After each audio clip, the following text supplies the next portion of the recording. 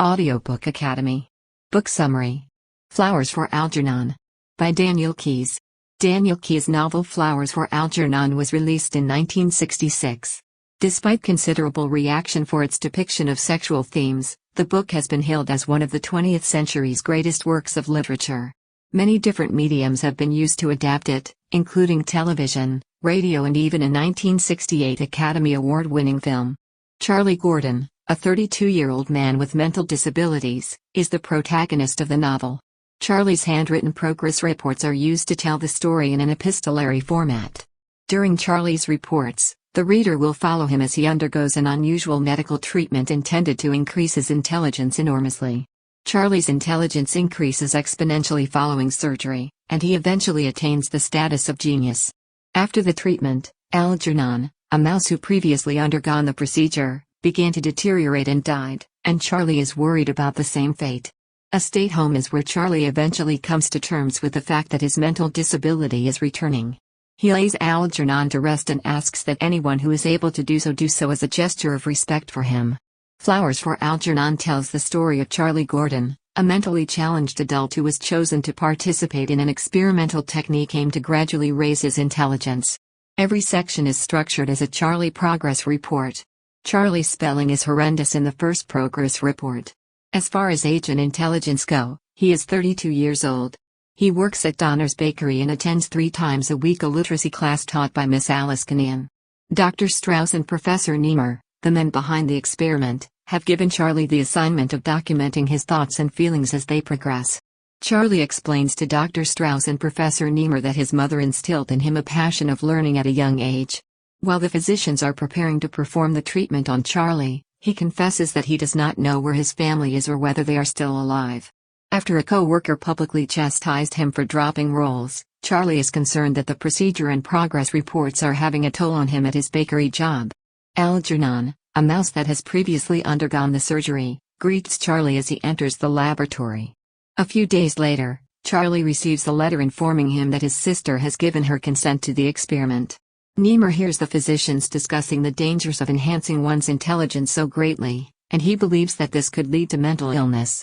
The doctors explain to Charlie that this is an experimental procedure that may or may not be successful, but Charlie has no idea what they mean. Ultimately, it is possible that the operation will be a temporary success, but Charlie will slowly return to his previous mental retardation, making him worse off than he was before. Charlie is oblivious to the danger and tells them that he will try an awful lot to make the experiment work. Alice, Charlie's teacher, visits him in the hospital as he awaits his procedure. The thought of getting more intelligent and finally defeating Algernon in the maze race excites Charlie. Charlie aspires to raise his IQ in order to better integrate into society and meet new acquaintances. Charlie's feelings haven't changed in the 3 days since the experiment. A nurse teaches him how to spell progress report correctly, and he starts doing so in his writings after his recovery in the hospital. Charlie informs Alice that he is unhappy that the treatment didn't work, and that he'll see her soon. Rather than rushing Charlie, Alice advises him to be patient and expresses her confidence in his abilities. In little time at all, Charlie is back at the bakery, where he meets Joe Carp, Frank Riley, and a fellow employee by the name of Gimpy. Unbeknownst to Charlie, his co-workers frequently make jokes about his being their butt. A Charlie Gordon is a term used to describe a misplaced cake by a co-worker. When Charlie begs his boss, Mr. Donner, for the promotion to apprentice baker, he is turned down and urged to concentrate on his current duties. Charlie is given a television-like device by Dr. Strauss and Professor Niemer, who order him to turn it on while he sleeps. He is shown images and spoken to through the device. Even though Charlie despises the machine because it keeps him awake at night, it brings back memories of the first time Charlie attended Alice's lesson. Alice makes a point of spending more time with Charlie and working on his spelling and reading. Every night, Charlie unearths new memories from his past, many of which are distressing. In the third person, Charlie refers to his former self, not as I but as Charlie. He finally secures a promotion at the bakery by reorganizing the machines to boost production. However, rather than making his employees want to get to know him, his increased knowledge actually makes them apprehensive about being near him. Both Dr. Strauss and Professor Niemer are thinking about giving a presentation at a conference in Chicago regarding the experiment's findings. Despite the fact that the experiment is still in its infancy, Strauss and Niemer are compelled to submit it because Niemer is the more senior researcher. Charlie begins to make friends with college students on the grounds of the laboratory where he receives therapy. He shares his knowledge of both Shakespeare and religion with them. After this exchange, Charlie has a dream in which his mother screams he's normal in his ear. When he was a tiny child, he said, he's normal. For his experiment's success, Charlie asks Alice out for a movie date with him. He realizes that he likes her during the movie and confesses his feelings to her over supper. According to Alice, a romance between the two of them would be unsuitable. In the aftermath of discovering Gimpy had been stealing from the bakery, he is torn about whether or not to inform his supervisor. A new fight breaks out as Charlie seeks guidance from the physicians. In Niemer's view, Charlie was an inanimate object prior to the procedure, and as such was not held responsible for his actions. Even though Charlie is mentally sick, the doctor believes he is just like any other human being, and this angers him. As for the dilemma, Alice says he should go with his gut and do what he loves. Charlie is taken aback, but ecstatic, to discover that he can now make moral judgments all on his own. Before telling Mr. Donner, he chooses to inform Gimpy of his discovery and give him some time to make amends. Gimpy, on the other hand, reluctantly agrees. In this period, Charlie's mental capacity begins to rise above average and he begins to find the doctors and professors at the institution to be unintelligent enough for him to converse with. When Charlie's academic growth outpaces his emotional growth, he begins to believe that he is hallucinating. Because of the pressure from his staff, Mr. Donner dismisses Charlie. Charlie's connection with Niemer begins to deteriorate as a result of the strain on their relationship.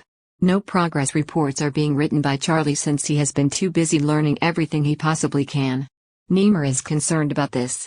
Charlie recalls a day when his sister was promised a puppy for good grades, and he was a kid.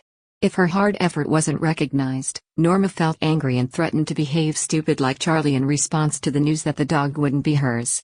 His wish is to go back and tell his sister that he never meant to upset or hurt her. The bond between Charlie and Alice begins to fray as well. She thinks he's lost his pleasant personality and has turned cold and hostile. Charlie's mother took him to a doctor who tied him to a table and promised that he could fix him when he was a kid.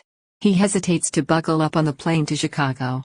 While at the conference, Charlie has the opportunity to converse intelligently with a wide range of scientists and students. Charlie realizes that Niemer is unable to read an article in the Hindu Journal of Psychopathology because he does not speak Hindi. Despite this, Strauss informs him that he is fluent in 6 other languages. Charlie has learnt far more than this in the 2 months since the experiment alone, therefore this number doesn't signify much to him. After Strauss and Niemer's presentation, Charlie comes to the podium to plead his case. Charlie learns that Algernon became unstable and self-destructive after the experiment was done on him, once he reached the peak of his intelligence. In light of the significance of this discovery, Charlie begins to worry that it was kept a secret from him. For some reason, Algernon's confinement causes him to become annoyed, and he wonders what kind of mischief could ensue if the two were to be let go. As Charlie is delivering his speech, he realizes that Niemer didn't account for the fact that Algernon's improved intelligence would be temporary or not. In the end, Charlie decides to let Algernon out of his cage because he is so irritated by this. His sister, Norma, informs the reporter in a newspaper article that she has no idea where he is soon after. Charles deduces from his mother's words to his sister, Norma, that his father had been institutionalized and had long since died. Algernon keeps pounding his head on the walls of the maze that Charlie has built for him in his apartment, despite his best efforts. He makes a friend in Faye, a next-door neighbor who dislikes how clean his apartment is. Faye is a big drinker, and she persuades Charlie to join her for a drink one night. Charlie falls asleep and wakes up naked and in bed with Faye the next morning. But she says they didn't have sex, and she asks him if he's homosexual. She accuses him of acting strangely when intoxicated, claiming he was acting like a child. Charlie confides in Alice that he is worried that he's gotten emotionally disconnected from others around him. Faye's love for him aren't strong enough for him to have sex with Alice if he pretends she is Faye. When Charlie gets home, he waits for Faye and they have sex when she gets there. Charlie is aware that his other self is keeping an eye on him, but he is not alarmed. Within a few days, Charlie has made up his mind to return to the lab and take control of the experiment. He's able to persuade the group in charge of the experiment to let him take charge of the team and not have to answer to Dr. Niemer. Algernon's decline in intelligence has prompted Charlie to wonder if there are any contingency measures in place in case his own IQ begins to decline. Charlie visits the state home after Nemur tells him he will be sent there. In spite of the staff's welcoming demeanor, the residents' empty stares make him feel sad about returning. To avoid this, Charlie gets to work in the lab like a madman. Faye goes onto a new guy because of his intense focus. After Charlie has been dangerously inebriated at a gathering for the charity that gave financial support for the experiment, Strauss reprimands him. A few days later, Strauss and Charlie tell him that he isn't appreciative enough for what the experiment has given him, and Charlie agrees, believing that the only thing he has learned is that others are uncomfortable around him, regardless of how smart he is. While he's intoxicated, Charlie notices that his old self is resurfacing. His mentally challenged self, Charlie tells himself, and he will struggle as long as he can to keep him away from him in the bathroom mirror. Charlie makes a major discovery and documents it in a paper.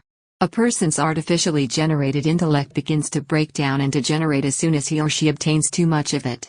Charlie visits his mother when he notices a deterioration in his mental abilities.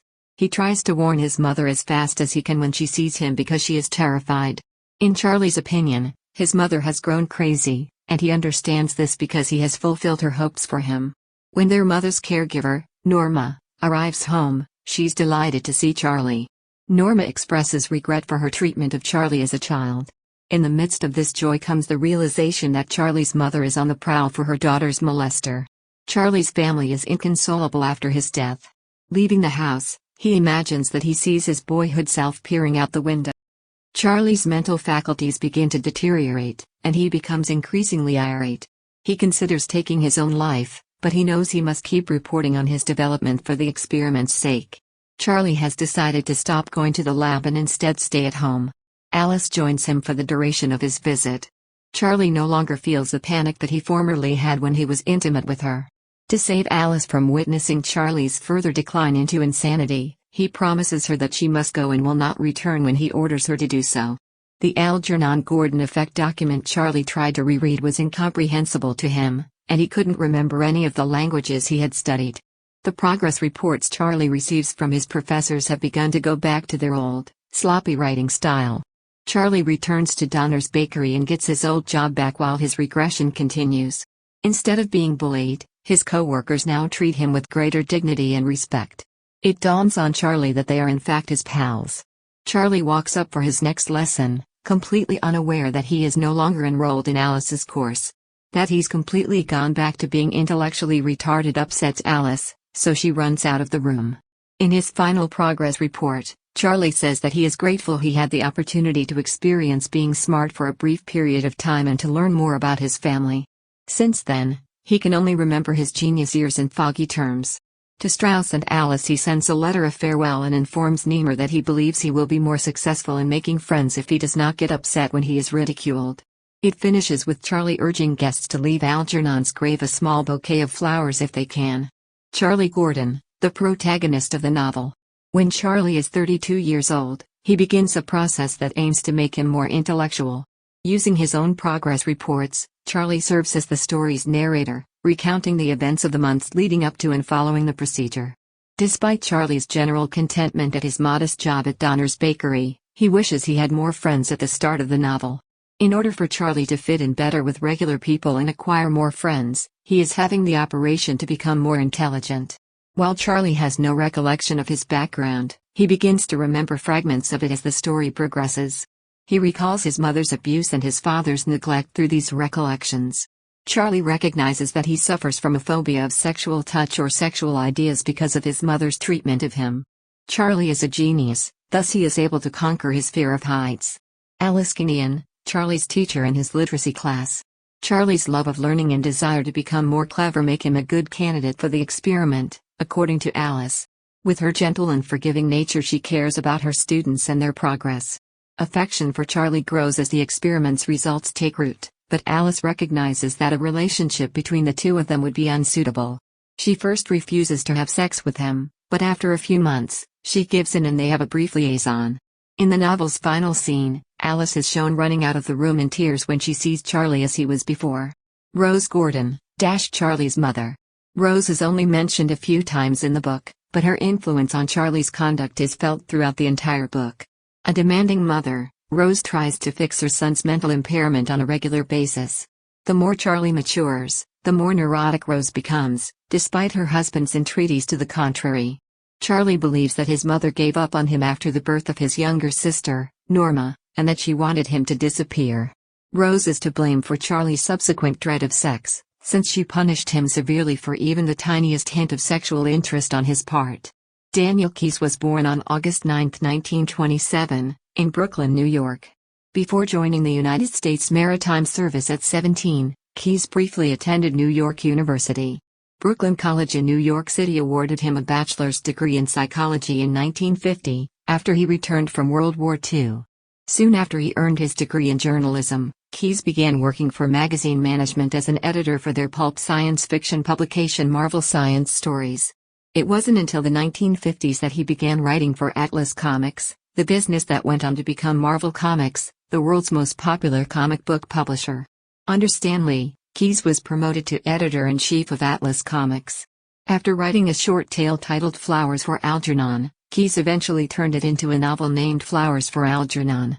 When Keyes was teaching English to pupils with severe disabilities, an incident occurred that gave him the idea. Students often ask their teachers whether they will allow them to attend regular classes once they have achieved some level of academic proficiency. Also, Keyes noticed a huge turnaround in one pupil who had been removed from regular classes and had regressed greatly. 2 years after its publication, the book became a big hit and was made into a major motion picture called Charlie. An Academy Award for Best Actor was given to the actor who played the role in the film. Keyes earned both the Hugo Award and the Nebula Award for the novel, both of the most prestigious accolades in science fiction writing. As an English and creative writing professor at Ohio University in 1966, Keyes earned the title of Faculty Emeritus in 2000, making him the university's oldest professor. Billy Milligan, the first person in U.S. history to be acquitted of a serious crime by arguing that he had multiple personality disorder, was the subject of a non-fiction novel by Keyes, The Minds of Billy Milligan, released in 1981.